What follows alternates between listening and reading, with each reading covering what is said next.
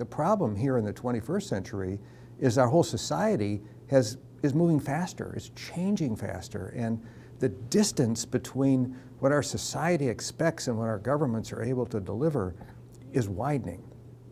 And that creates a legitimacy gap. And I think one of the fundamental issues that governments have to deal with is how do we close that gap? How do we get closer to delivering not just the services, but the way we deliver services in a way that our citizens have come to expect? Innovation, invention, that's really the way to get there. And that won't happen without leadership. If you can have government in your pocket, and you pretty much can, and if you can individually interact with your government and get the kind of services you want, so think 311, I can call, I can talk to somebody, or I can communicate online individually, and I can individually get a response.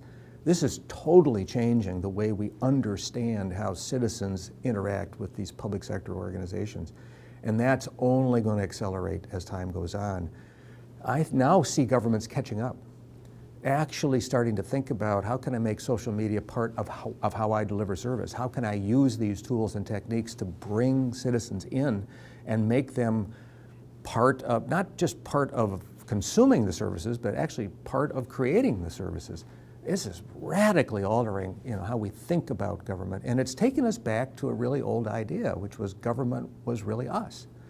And I think in many, many ways, we're headed back toward sort of the 18th century model, the